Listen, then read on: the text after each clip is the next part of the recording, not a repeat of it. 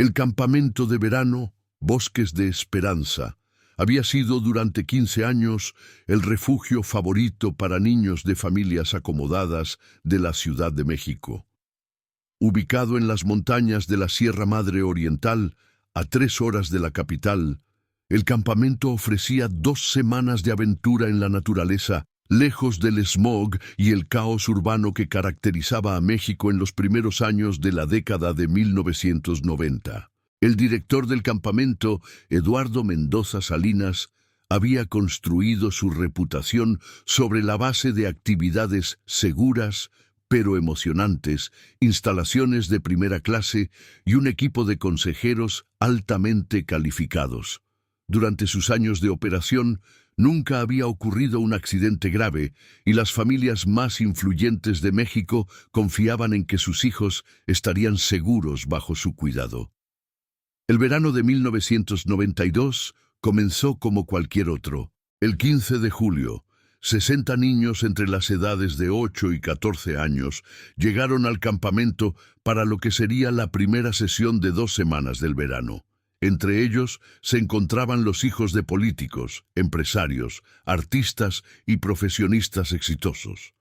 Todos compartían la emoción típica del primer día de campamento, nuevas amistades, aventuras en el bosque y la libertad de estar lejos de casa por primera vez. Los 10 niños que cambiarían para siempre la historia del campamento pertenecían al Grupo Azteca, una división creada para los campistas de edades entre 10 y 12 años. El grupo estaba compuesto por 5 niños y 5 niñas, todos provenientes de diferentes partes de la Ciudad de México, pero unidos por su espíritu aventurero y su curiosidad natural. Carlos Ramírez Mendoza, de 11 años, hijo del reconocido arquitecto Fernando Ramírez, era el líder natural del grupo. Alto para su edad y con una sonrisa contagiosa, Carlos tenía la habilidad innata de hacer que otros niños se sintieran incluidos y valorados. Su pasión por la exploración y los misterios lo convertía en el organizador perfecto para las aventuras del grupo. Ana Patricia Hernández Villareal, de 10 años, hija de la famosa actriz mexicana Carmen Villareal, era conocida por su inteligencia excepcional y su memoria fotográfica. A pesar de provenir del mundo del espectáculo, Ana Patricia era sorprendentemente tímida, pero había encontrado en el grupo una confianza que rara vez mostraba en otros entornos. Miguel Ángel Torres Santos, de 12 años, hijo del empresario Miguel Torres, dueño de una cadena de restaurantes, era el atleta del grupo. Su fuerza física y su valentía lo convertían en el protector natural de los niños más pequeños, pero su lealtad hacia sus amigos era lo que realmente lo definía. Sofía Alejandra Morales García, de 11 años, hija del doctor Roberto Morales, un prestigioso cardiólogo, era la artista del grupo. Siempre llevaba consigo un cuaderno de dibujo donde documentaba todo lo que veía, desde paisajes hasta retratos de sus compañeros de campamento.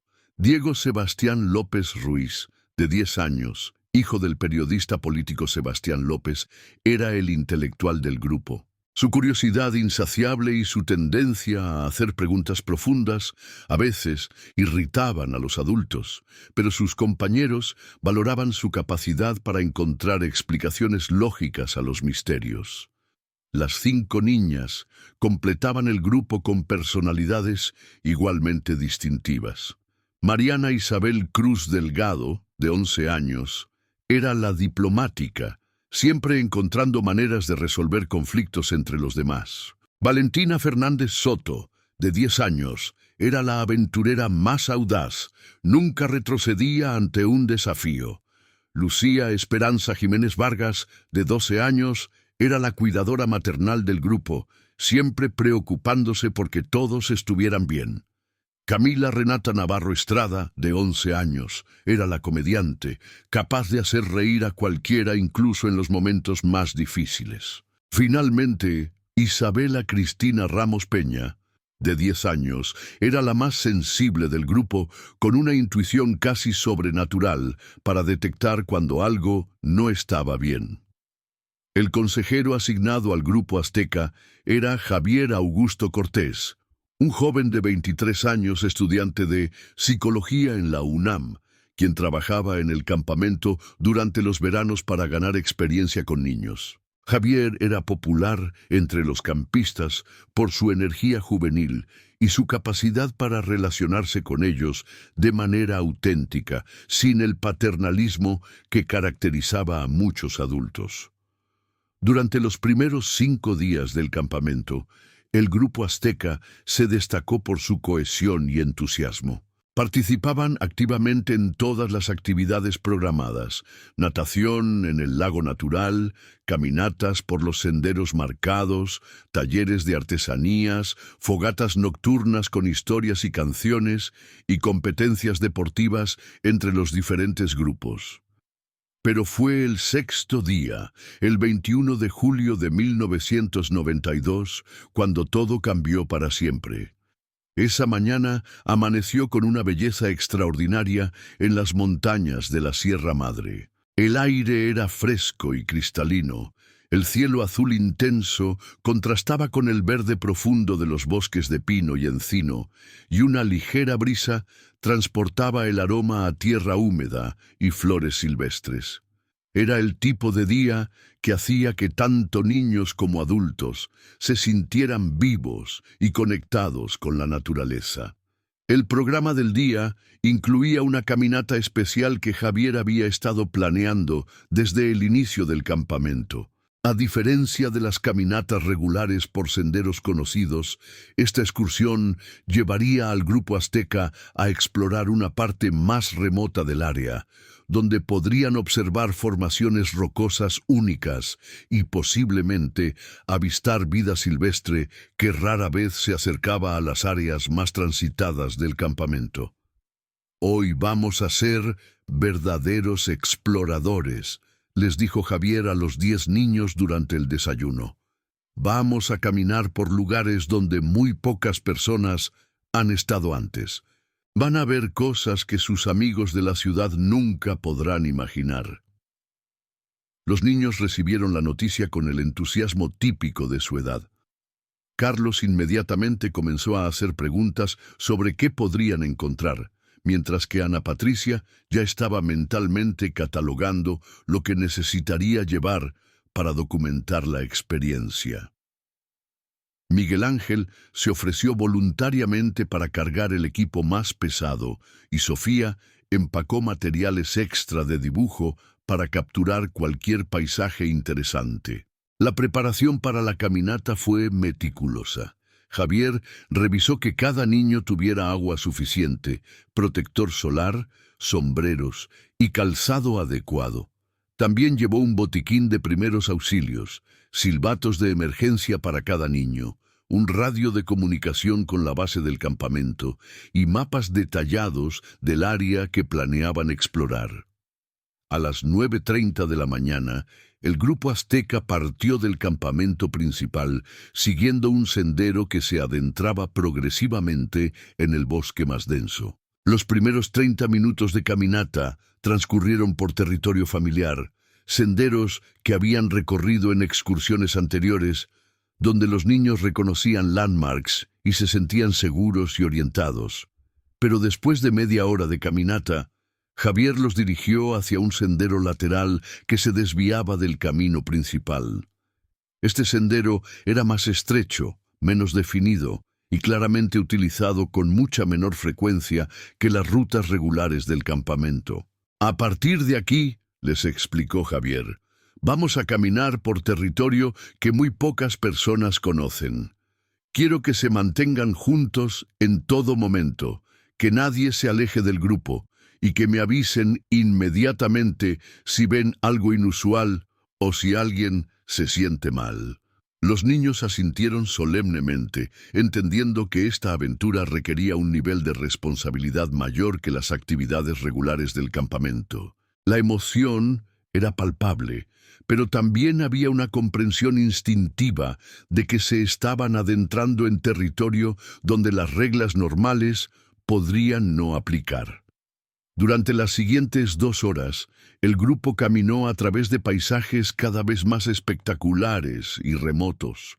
Cruzaron arroyos cristalinos donde los niños se detuvieron para beber agua fresca y refrescar sus rostros.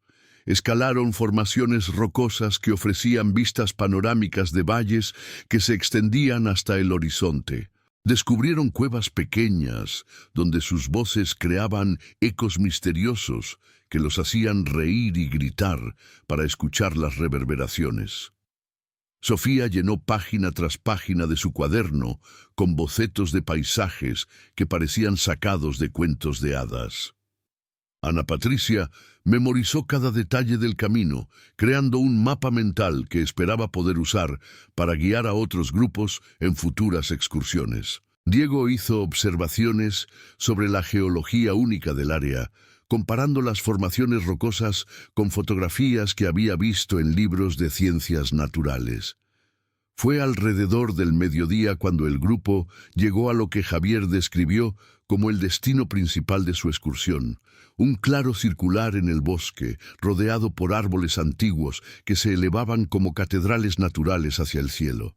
En el centro del claro había una formación rocosa única, una serie de piedras grandes dispuestas en lo que parecía ser un patrón deliberado, aunque claramente eran formaciones naturales. Este lugar, les explicó Javier mientras los niños exploraban el claro con asombro, es conocido localmente como el Círculo de los Antiguos. Los habitantes de los pueblos cercanos tienen leyendas sobre este lugar, historias que se remontan a cientos de años. Los niños se sintieron inmediatamente atraídos por la belleza y el misterio del lugar. Las rocas en el centro del claro estaban cubiertas por musgo y líquenes que creaban patrones de colores verdes, grises y dorados. Pequeñas flores silvestres crecían entre las grietas de las piedras, y el sonido del viento a través de los árboles antiguos creaba una melodía natural que parecía casi sobrenatural. Carlos fue el primero en acercarse a las rocas centrales, seguido inmediatamente por los otros niños. Comenzaron a explorar la formación, descubriendo pequeñas cuevas entre las rocas, patrones naturales que parecían formar símbolos y ecos acústicos que amplificaban sus voces de maneras inesperadas. Es como si este lugar hubiera sido hecho especialmente para nosotros, comentó Mariana mientras se sentaba en una de las rocas planas que parecía diseñada perfectamente como asiento. Siento como si hubiera estado aquí antes, añadió Isabela, su sensibilidad habitual amplificada por la atmósfera única del lugar. Javier estableció un área para el almuerzo en el borde del claro, donde podía supervisar a los niños mientras exploraban, pero también disfrutar de la belleza del lugar. Sacó el radio para hacer su check-in programado con la base del campamento, pero descubrió que las señales de radio eran inconsistentes en esta ubicación. Después de varios intentos, logró establecer una conexión débil. «Base, aquí, Grupo Azteca», transmitió. «Hemos llegado al punto de destino. Todo está bien. Los niños están explorando. Estimamos regreso para las 5:00 p.m». La respuesta fue entrecortada pero audible. «Recibido, Grupo Azteca. Mantengan comunicación cada hora». Javier guardó el radio, satisfecho de haber cumplido con los protocolos de seguridad, y se concentró en supervisar a los niños mientras preparaba el almuerzo. Durante las siguientes 2 horas, los 10 niños exploraron el claro con una libertad y una alegría que rara vez experimentaban en la ciudad. Jugaron juegos de escondite entre las rocas, inventaron historias sobre los antiguos que supuestamente habían usado este lugar y simplemente disfrutaron de la sensación de estar en un lugar mágico y especial. Fue alrededor de las 2:30 p.m. cuando Isabela hizo el descubrimiento que cambiaría todo. «¡Javier!», gritó desde el otro lado del claro. «¡Ven a ver esto!». Javier se acercó corriendo, seguido por los otros 9 niños. Isabela estaba de pie junto a una de las rocas más grandes, señalando algo que había encontrado en una grieta entre las piedras. «Hay algo aquí adentro», dijo con voz emocionada pero también ligeramente nerviosa. «Parece como si alguien hubiera escondido algo». Javier se acercó para investigar y efectivamente encontró lo que parecía ser un objeto artificial parcialmente oculto en la grieta rocosa. Con cuidado, extrajo lo que resultó ser una caja de metal pequeña, obviamente muy antigua, oxidada pero aún intacta. Los 10 niños se agruparon alrededor de Javier, sus ojos brillando con curiosidad y emoción. La caja no tenía cerradura, pero estaba sellada por décadas de oxidación y acumulación de minerales. «¿Qué crees que hay adentro?», preguntó Carlos hablando por todos. «No lo sé», respondió Javier honestamente, «pero creo que deberíamos llevarla de vuelta al campamento y abrirla allí, con las herramientas adecuadas». Pero la curiosidad de 10 niños de entre 10 y 12 años era demasiado intensa para esperar. Después de 15 minutos de súplicas, negociaciones y promesas de ser extremadamente cuidadosos, Javier cedió ante la presión del grupo. Usando una navaja multiusos y trabajando con mucho cuidado, logró abrir la caja antigua. Adentro, encontraron lo que parecía ser un diario o cuaderno envuelto en un material que había resistido la humedad y el paso del tiempo. El cuaderno contenía páginas de escritura a mano en español, pero en una caligrafía antigua que era difícil de leer. También había dibujos detallados, mapas rudimentarios y lo que parecían ser símbolos o caracteres que no correspondían a ningún alfabeto conocido. «Es como un tesoro pirata», susurró Valentina con asombro. «O como un mapa del tesoro», añadió Miguel Ángel. Los niños pasaron la siguiente hora examinando el contenido del cuaderno, tratando de descifrar la escritura antigua y especulando sobre el significado de los símbolos misteriosos. Javier, aunque también fascinado, comenzó a sentir una ligera inquietud sobre el tiempo que estaban pasando en el claro. A las 3:30 p.m. intentó hacer su segundo check-in con la base del campamento, pero descubrió que el radio ya no funcionaba en absoluto. Las baterías parecían estar bien, pero simplemente no podía establecer ningún tipo de conexión. «Creo que es hora de comenzar el regreso», anunció, aunque sabía que los niños estarían decepcionados de dejar el claro y su tesoro recién descubierto. Pero cuando Javier se dirigió hacia el sendero por el que habían llegado al claro, se encontró con algo imposible. El sendero ya no estaba allí. Donde debería haber estado el camino claro y bien definido por el que habían caminado esa mañana, ahora solo había bosque denso, sin ninguna indicación de que alguna vez hubiera existido un sendero en esa dirección. Javier revisó su brújula, verificó sus mapas y trató de orientarse usando landmarks que recordaba del viaje de llegada. Pero nada coincidía.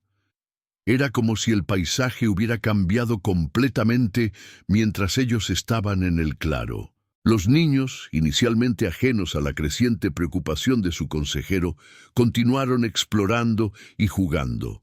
Pero, gradualmente, comenzaron a notar que algo estaba mal.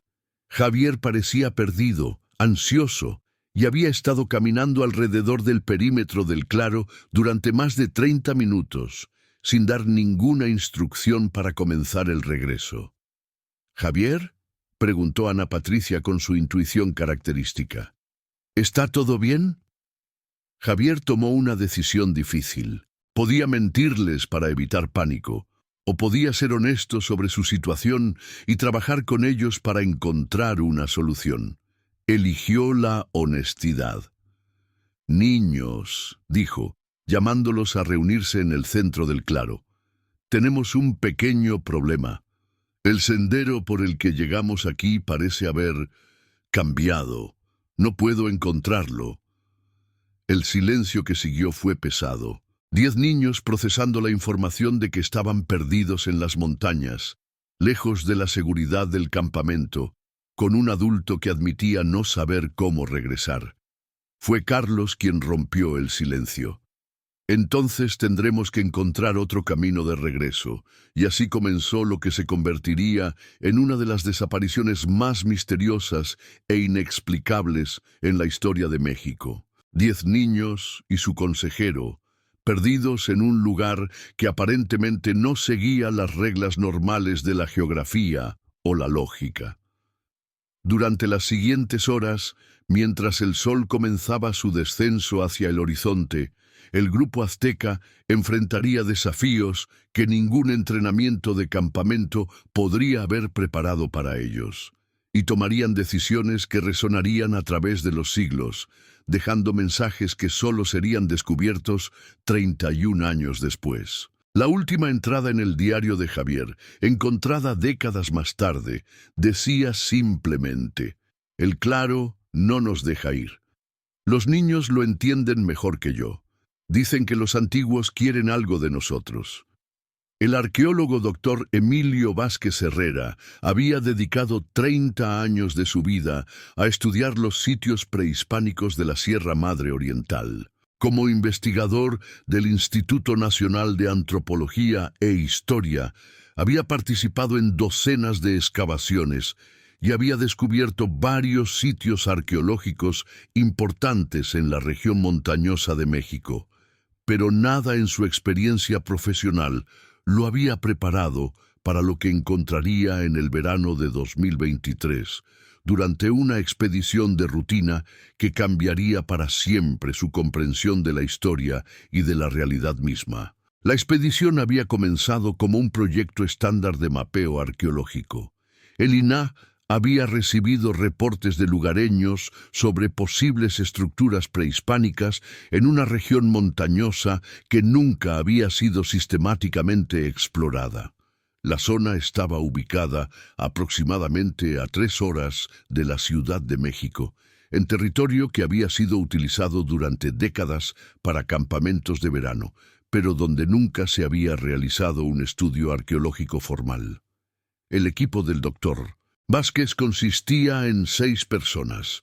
Él mismo como director de la expedición, la arqueóloga doctora Carmen Valdés, especializada en culturas mesoamericanas, el antropólogo físico doctor Roberto Sánchez, la estudiante de doctorado en arqueología Patricia Moreno, el fotógrafo especializado en documentación científica Alejandro Ruiz y el guía local Miguel Hernández, quien conocía la región desde su infancia.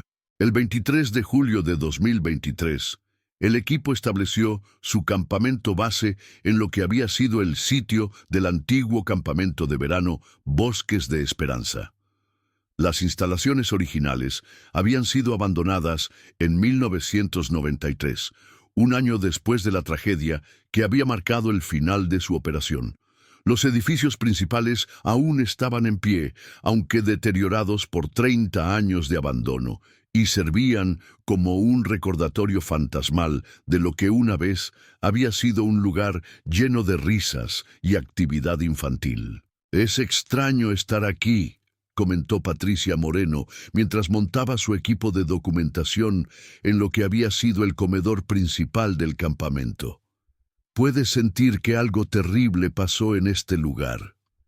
Miguel Hernández, cuyo padre había trabajado como guardabosques en la región durante los años 90, conocía bien la historia del lugar. «Mi padre siempre decía que después de que desaparecieron esos niños, el bosque cambió. Los animales se comportaban diferente, las plantas crecían de maneras extrañas y había sonidos en la noche que no podía explicar». El doctor Vázquez había revisado los archivos históricos sobre la desaparición de los 10 niños del grupo azteca antes de comenzar la expedición. El caso había sido una de las tragedias más publicitadas en México durante los años 90, pero nunca se había encontrado evidencia física de lo que les había ocurrido. Las búsquedas extensivas habían cubierto cientos de kilómetros cuadrados de territorio montañoso, pero sin resultados. Mantengan los ojos abiertos para cualquier cosa que pueda estar relacionada con esos niños, había instruido a su equipo. Aunque nuestra misión principal es arqueológica, cualquier evidencia relacionada con su desaparición debería ser reportada inmediatamente a las autoridades.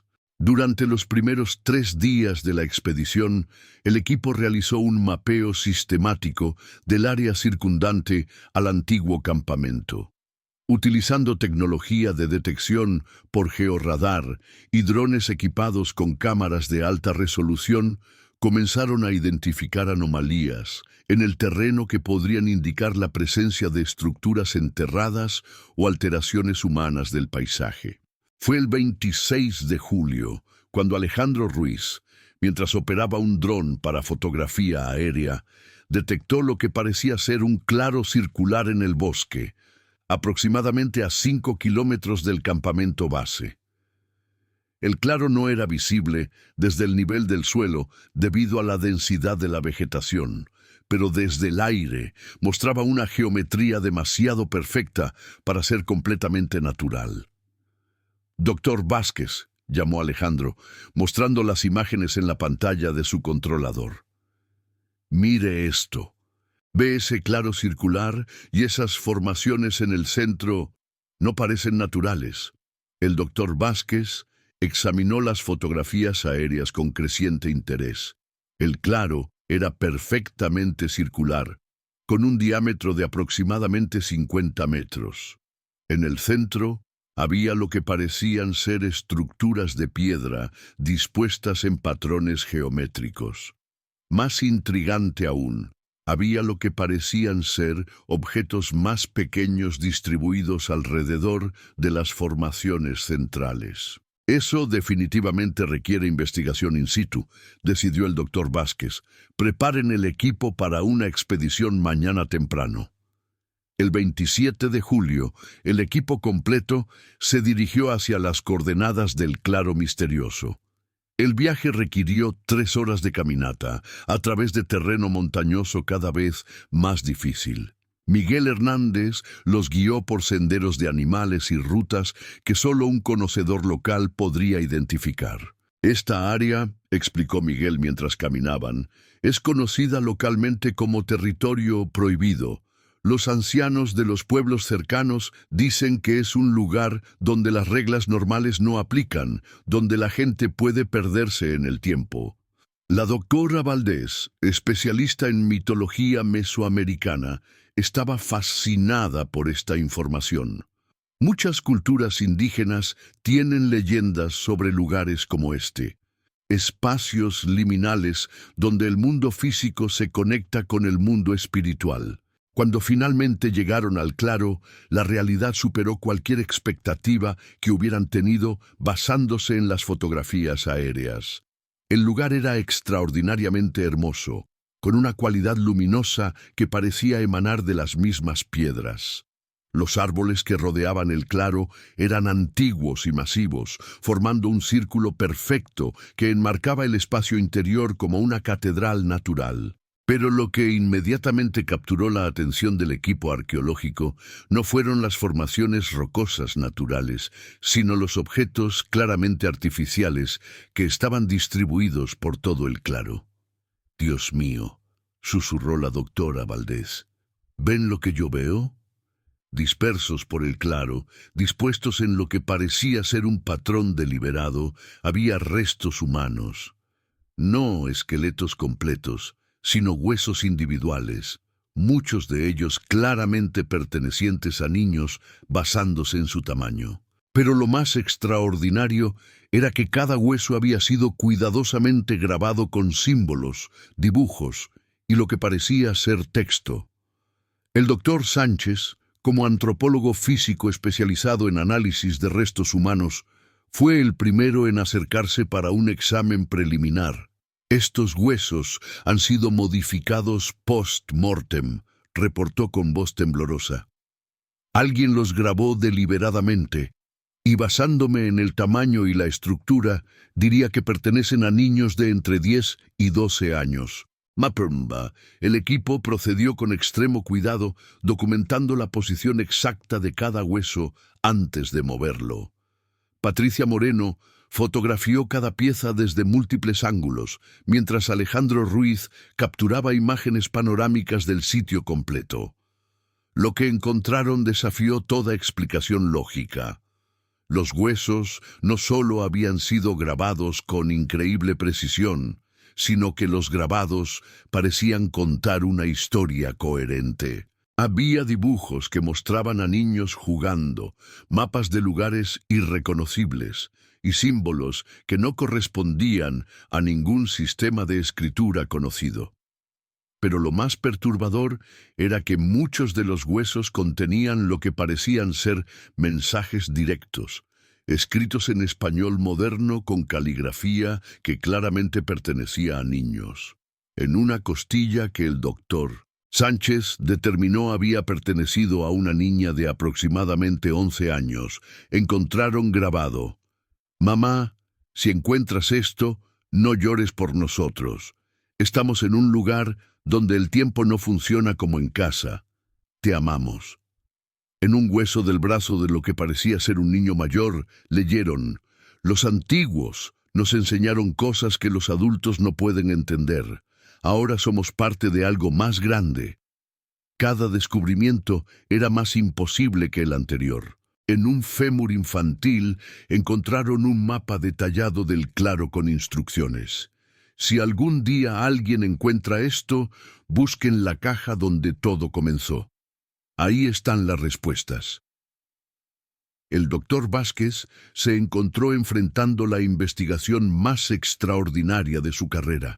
Los análisis preliminares de carbono 14 que realizaron con un equipo portátil indicaron que los huesos tenían aproximadamente 30 años de antigüedad, coincidiendo perfectamente con la fecha de desaparición de los niños del campamento Bosques de Esperanza.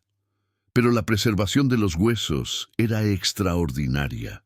En lugar de mostrar la degradación típica de 3 décadas de exposición a los elementos, parecían haber sido cuidadosamente preservados. Más aún, los grabados eran frescos y claramente legibles, como si hubieran sido hechos recientemente.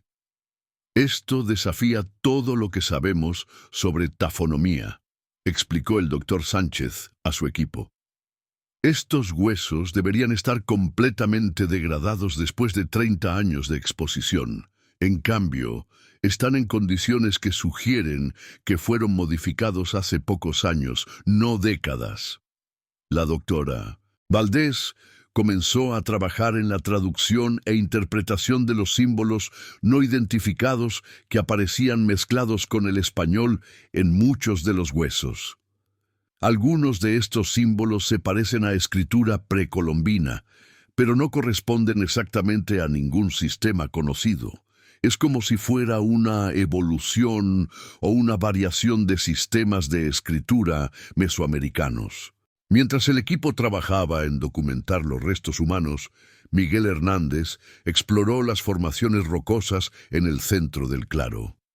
Fue él quien hizo el siguiente descubrimiento crucial.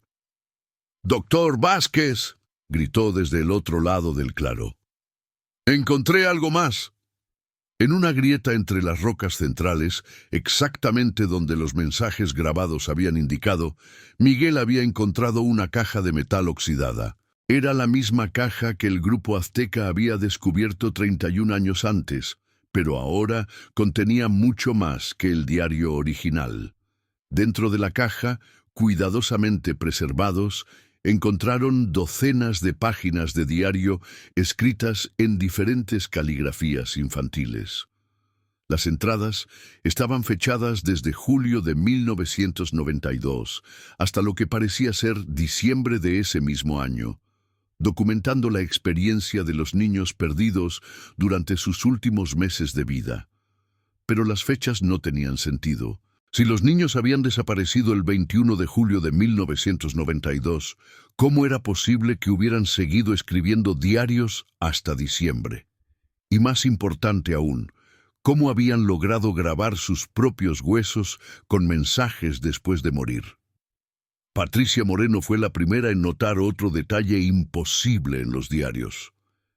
Doctor Vázquez, mire las fechas más cuidadosamente. No solo van hasta diciembre de 1992. Hay entradas que continúan por años. Esta entrada aquí está fechada en 1995. Esta otra en 1998. Y mire esto. Esta página está fechada en 2020. El equipo examinó los diarios con creciente asombro y horror. Los niños parecían haber continuado escribiendo durante décadas, documentando una experiencia que desafiaba toda comprensión de la mortalidad y el tiempo. Una entrada de 1995, escrita en la caligrafía de Carlos Ramírez, decía: «Hoy cumplimos 3 años en el claro. Nuestros cuerpos han cambiado, pero nuestras mentes siguen siendo las mismas. Los antiguos nos han enseñado que la muerte no es el final, sino solo una transformación. Ahora entendemos por qué fuimos elegidos». Una entrada de 2001, en la letra de Ana Patricia Hernández, explicaba: «Hemos aprendido a comunicarnos a través de los huesos y las piedras. Nuestros mensajes viajarán a través del tiempo hasta que alguien los encuentre. Sabemos que algún día, cuando llegue el momento correcto, nuestras familias entenderán lo que realmente nos pasó».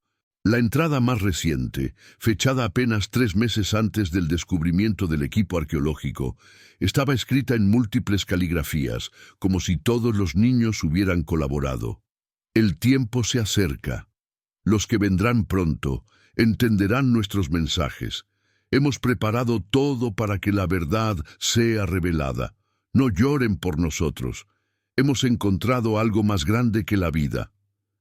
El doctor Vázquez se encontró enfrentando una decisión profesional imposible. Como científico, todo su entrenamiento le decía que lo que estaban encontrando era imposible. Los muertos no escriben diarios durante décadas. Los niños no pueden grabar sus propios huesos después de morir. Las fechas en los documentos sugerían una línea temporal que desafiaba las leyes de la física, pero como investigador no podía ignorar la evidencia física que tenía frente a él. Los huesos eran reales, los grabados eran reales, los diarios eran reales. Y todo apuntaba hacia una conclusión que su mente racional se resistía a aceptar. «Necesitamos contactar a las autoridades inmediatamente», decidió finalmente. «Esto va más allá de una investigación arqueológica. Estamos hablando de la resolución de uno de los casos de personas desaparecidas más famosos de México». Pero cuando Patricia Moreno intentó usar su radio satelital para comunicarse con el exterior, descubrió que no funcionaba. Su teléfono satelital tampoco tenía señal. Era como si el claro estuviera envuelto en una burbuja que bloqueaba todas las comunicaciones electrónicas. «Es como si el lugar no quisiera que nos fuéramos hasta que terminemos lo que vinimos a hacer», comentó Alejandro Ruiz, expresando lo que todos estaban pensando, pero nadie se atrevía a decir. El equipo pasó el resto del día documentando meticulosamente cada hueso, cada grabado, cada página de los diarios extraordinarios. Trabajaron hasta que la luz del sol comenzó a desvanecerse, sabiendo instintivamente que tenían que completar su trabajo antes de la caída de la noche. Fue cuando el sol se puso completamente que experimentaron el fenómeno que cambiaría para siempre su comprensión de lo que habían encontrado. En la oscuridad del claro, los grabados en los huesos comenzaron a brillar con una luz suave y fosforescente. Los símbolos desconocidos pulsaban con ritmos que parecían corresponder a latidos del corazón. Y en el silencio de la noche montañosa, comenzaron a escuchar voces, voces de niños, susurrando en el viento, hablando en español mezclado con algo más antiguo. Las voces no eran amenazantes, sino reconfortantes, como si los niños perdidos estuvieran tratando de comunicarse directamente con sus descubridores. «No tengan miedo», pareció decir una voz que podría haber pertenecido a Carlos Ramírez. Ustedes fueron elegidos para encontrarnos. Mañana les mostraremos la verdad completa. La doctora Valdés, a pesar de su entrenamiento científico, se encontró respondiendo a las voces. ¿Qué necesitan que hagamos?, preguntó en voz alta. La respuesta vino no como sonido, sino como conocimiento que apareció directamente en sus mentes. Lean todos los mensajes, entiendan lo que realmente pasó, y luego cuenten nuestra historia al mundo. Esa noche, el equipo arqueológico acampó en el claro, rodeados por los restos fosforescentes de 10 niños que habían encontrado una forma de trascender la muerte misma. Ninguno de ellos durmió, pero todos experimentaron visiones y sueños compartidos que les revelarían la verdad completa sobre lo que había ocurrido en julio de 1992. Al amanecer del 28 de julio de 2023, exactamente 31 años después de la desaparición del grupo azteca, el Dr. Vázquez y su equipo estaban listos para escuchar la historia completa. Los mensajes en los huesos habían sido solo el comienzo. La verdad era mucho más extraordinaria y aterradora de lo que cualquiera de ellos podría haber imaginado. Los niños del campamento Bosques de Esperanza habían dejado instrucciones precisas sobre cómo revelar su secreto. Y ahora, después de 3 décadas de espera, finalmente había llegado el momento de que el mundo conociera lo que realmente había ocurrido en el Círculo de los Antiguos.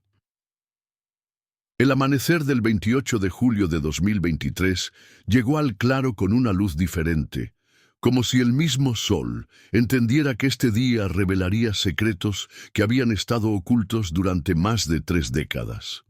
El equipo arqueológico del Dr. Vázquez despertó de una noche de visiones compartidas, cada uno llevando en su mente fragmentos de una historia que apenas comenzaban a comprender. Durante las horas de la madrugada, mientras los huesos fosforescentes gradualmente perdían su brillo sobrenatural, cada miembro del equipo había experimentado lo que solo podían describir como memorias que no les pertenecían. Habían visto a través de los ojos de los niños perdidos, habían sentido su miedo inicial transformarse en asombro, y luego en una comprensión que trascendía todo conocimiento humano normal. «Todos tuvimos los mismos sueños», murmuró Patricia Moreno, mientras se sentaba junto a los restos que habían documentado el día anterior. Vi a Carlos descubriendo la primera entrada secreta en las rocas. Vi a Ana Patricia aprendiendo a leer los símbolos antiguos. Vi a todos los niños cambiando. El Dr. Vázquez había despertado con el conocimiento claro de lo que necesitaban hacer ese día. Los mensajes en los huesos no eran aleatorios, eran instrucciones específicas sobre cómo descubrir la verdad completa. Los diarios que habían encontrado eran solo el primer nivel de comunicación. La historia real estaba grabada mucho más profundamente en el claro mismo. «Los niños nos están guiando», explicó a su equipo mientras se preparaban para continuar su investigación. «Anoche, todos recibimos las mismas instrucciones. Sabemos exactamente dónde buscar». Siguiendo el conocimiento que había aparecido en sus mentes durante la noche, el equipo se dirigió hacia la formación rocosa central del claro. Pero esta vez, en lugar de examinar la superficie, comenzaron a buscar entradas ocultas que de alguna manera sabían que existían. Miguel Hernández fue el primero en encontrar lo que estaban buscando. Una grieta en las rocas que era apenas lo suficientemente ancha para que una persona pasara, pero que se abría hacia un sistema de cuevas que no habían detectado el día anterior. «Esto no estaba aquí ayer», dijo con certeza. «Conozco estas rocas. Esta abertura no existía».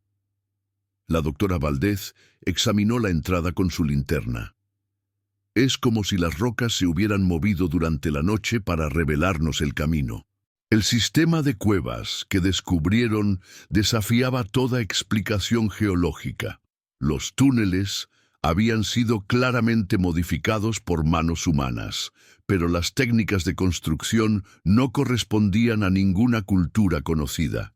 Las paredes estaban cubiertas por grabados que mezclaban símbolos mesoamericanos antiguos con dibujos claramente hechos por niños modernos. Pero lo más extraordinario era que las cuevas parecían contar una historia cronológica completa de lo que había ocurrido a los 10 niños del grupo azteca desde el momento en que se perdieron en el claro hasta su transformación final. La primera cámara que exploraron contenía grabados que documentaban los primeros días después de que Javier y los niños se perdieran en el claro. Los dibujos mostraban su creciente desesperación mientras trataban de encontrar una salida, sus intentos fallidos de comunicarse por radio y su gradual comprensión de que estaban atrapados en un lugar que operaba bajo reglas diferentes. «Miren esto», dijo Alejandro Ruiz, enfocando su linterna en una sección particular de la pared. «Aquí está Javier, tratando de trepar las paredes del claro para encontrar una salida. Y aquí están los niños descubriendo que el tiempo pasa diferente aquí». Los grabados eran extraordinariamente detallados, mostrando no solo eventos, sino también emociones. Podían ver el miedo en los rostros dibujados de los niños, pero también el momento cuando ese miedo comenzó a transformarse en curiosidad y luego en una extraña aceptación. La segunda cámara revelaba el descubrimiento que había cambiado todo. Los grabados mostraban a Isabela, la niña más sensible del grupo, encontrando una entrada aún más profunda en las cuevas, una que conducía a lo que los dibujos representaban como un vasto espacio subterráneo lleno de símbolos brillantes y presencias que no eran completamente humanas. «Los antiguos», leyó la doctora Valdés de un texto grabado en español junto a los dibujos. «No eran dioses, sino viajeros del tiempo. Habían estado esperando en este lugar durante milenios, buscando a niños especiales que pudieran servir como puentes entre el mundo físico y el temporal». Los grabados explicaban que el claro era un punto de convergencia temporal, un lugar donde múltiples líneas de tiempo se intersectaban. Los antiguos, seres que habían aprendido a existir fuera del flujo normal del tiempo, habían creado este lugar como una estación de tránsito entre diferentes épocas. Pero para mantener estable la convergencia temporal, necesitaban anclajes humanos, mentes jóvenes y flexibles que pudieran adaptarse a la naturaleza fluida del tiempo sin perder su esencia humana. Los 10 niños del grupo azteca habían sido elegidos no por casualidad, sino porque poseían cualidades especiales que los hacían ideales para esta transformación. La tercera cámara contenía la revelación más impactante de todas. Los grabados aquí mostraban el proceso de transformación de los niños, pero no era la muerte lo que habían experimentado. En cambio, habían sido gradualmente convertidos en guardianes temporales, manteniendo su conciencia y personalidades mientras adquirían la habilidad de existir en múltiples momentos simultáneamente. Por eso pudieron escribir diarios durante décadas después de sus muertes físicas, murmuró el doctor Sánchez mientras estudiaba los dibujos. No murieron realmente, fueron transformados en algo más. Los grabados mostraban a los niños aprendiendo a comunicarse a través del tiempo, a enviar mensajes a través de décadas y eventualmente a preparar su propia revelación para el momento cuando el mundo estuviera listo para conocer la verdad. Patricia Moreno descubrió el detalle más perturbador. Los grabados indicaban que Javier, el consejero, no había sido transformado de la misma manera. Los antiguos solo podían trabajar con mentes que aún no hubieran completado su desarrollo. Javier había sido testigo de la transformación de los niños, pero luego había sido liberado del claro para regresar al mundo normal, con sus memorias completamente bloqueadas. «Javier está vivo», realizó Patricia con asombro. «Está en algún lugar del mundo, sin recordar nada de lo que realmente pasó aquí». Los grabados en la cuarta cámara revelaban el plan maestro que los niños transformados habían estado ejecutando durante 31 años. Habían estado esperando el momento preciso cuando las condiciones temporales fueran las correctas para revelar su historia. Habían manipulado eventos sutilmente para asegurar que el equipo arqueológico correcto llegara al claro en el momento exacto. «Fuimos elegidos para esto», realizó el doctor Vázquez. «Todo lo que nos llevó aquí fue orquestado por ellos». La quinta y última cámara contenía el mensaje final de los niños transformados, pero este mensaje no estaba grabado en las paredes. En cambio, estaba escrito en símbolos de luz que aparecieron en el aire cuando el equipo entró en la cámara. Los símbolos se reorganizaron constantemente, traduciendo automáticamente su mensaje a español para que pudieran entenderlo. «Somos Carlos, Ana Patricia, Miguel Ángel, Sofía, Diego, Mariana, Valentina, Lucía, Camila e Isabela. Hemos estado esperando 31 años para poder contar nuestra historia completa. No morimos el día que desaparecimos. Fuimos elegidos para algo más grande que la vida normal. Los antiguos nos enseñaron que el tiempo no es lineal, que todas las posibilidades existen simultáneamente y que algunos humanos pueden aprender a navegar entre diferentes realidades temporales. Durante estas 3 décadas, hemos estado viviendo en múltiples momentos al mismo tiempo. Hemos visto el pasado y el futuro de México. Hemos observado a nuestras familias envejecer y morir. Hemos sido testigos de eventos que aún no han ocurrido, pero que ocurrirán. Nuestro sacrificio no fue en vano. Como guardianes temporales, hemos estado protegiendo a México de catástrofes que habrían destruido millones de vidas. Hemos desviado terremotos, prevenido erupciones volcánicas y guiado sutilmente las decisiones de líderes para evitar guerras. Pero nuestro tiempo como guardianes está terminando. Los antiguos nos han enseñado todo lo que necesitábamos saber y ahora debemos elegir.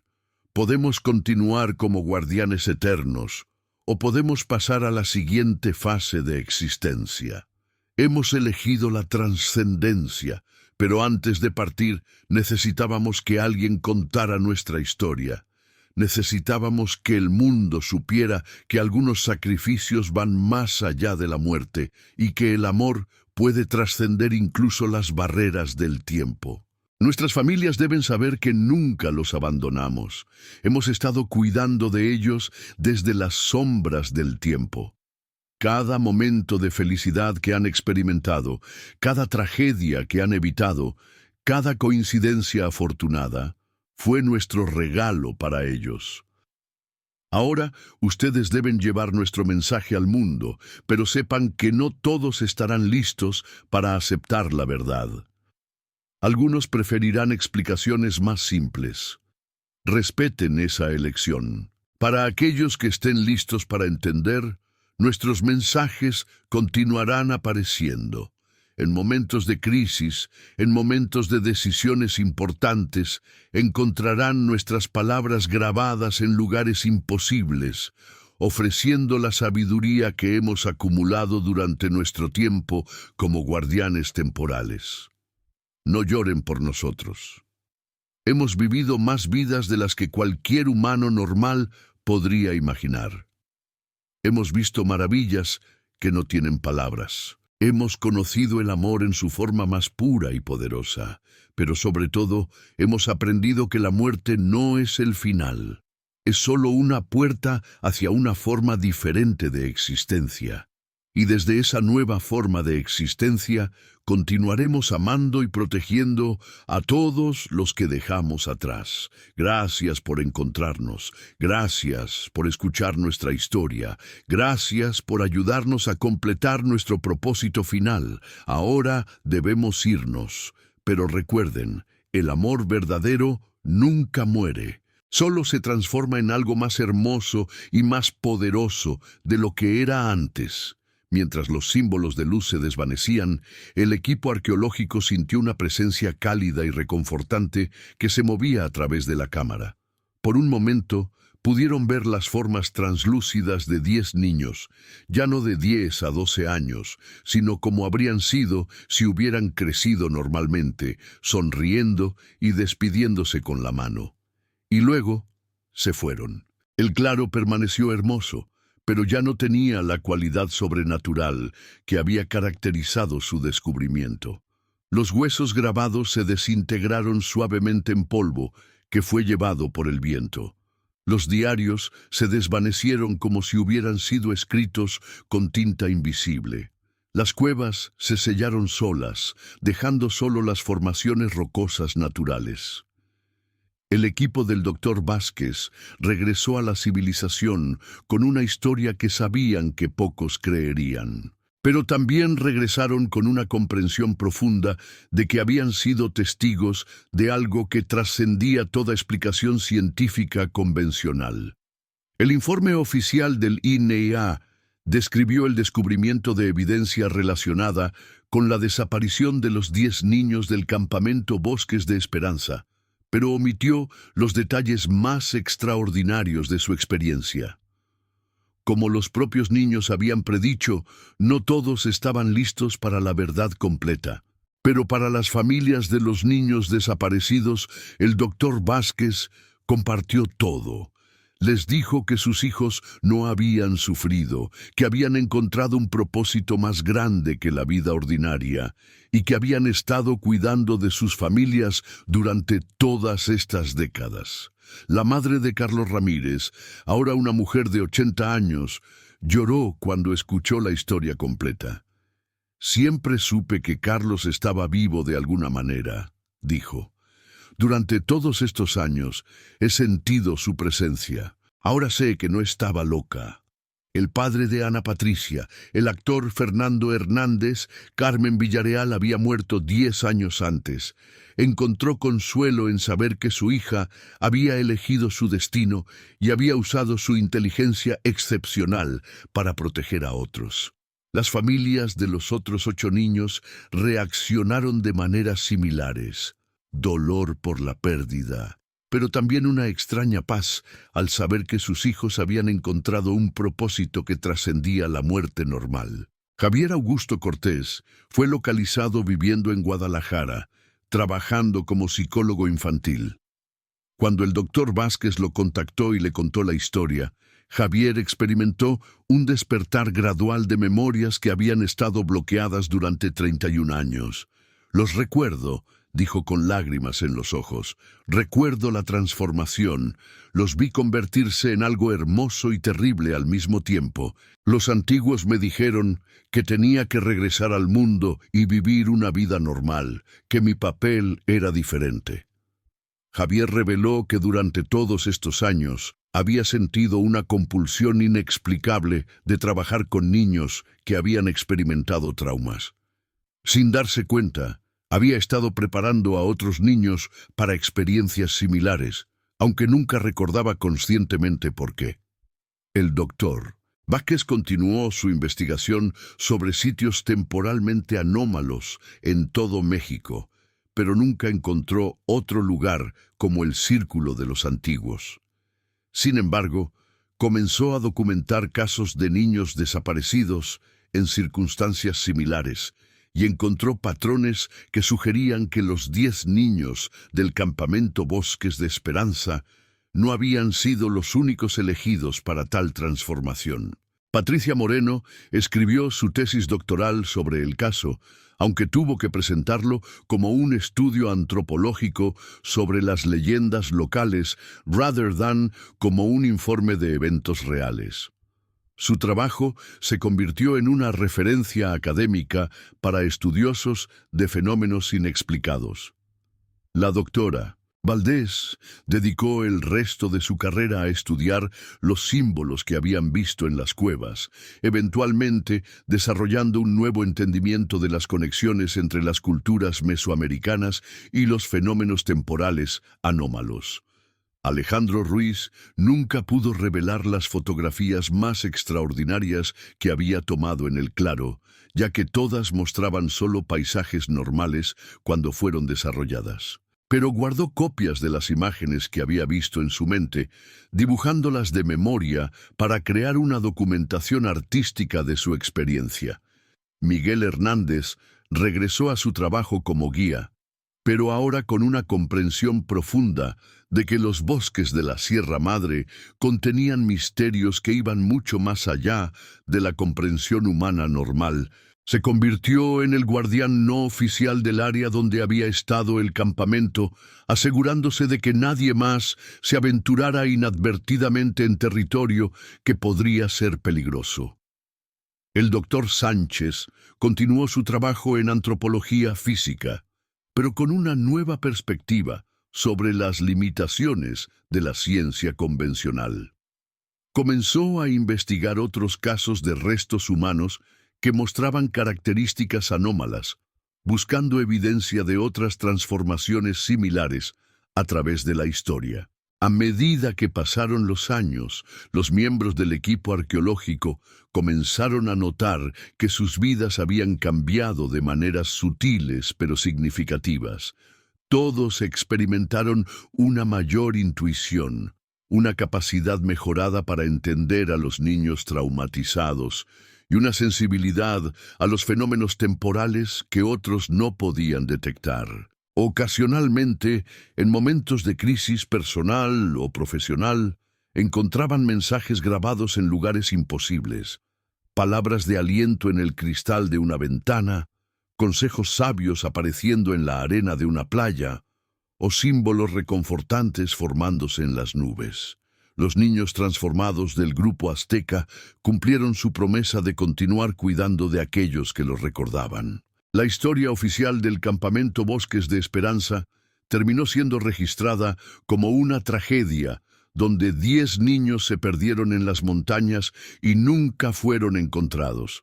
Pero para aquellos que conocían la verdad completa, la historia era una de transformación, sacrificio y un amor que había encontrado una manera de trascender incluso la muerte.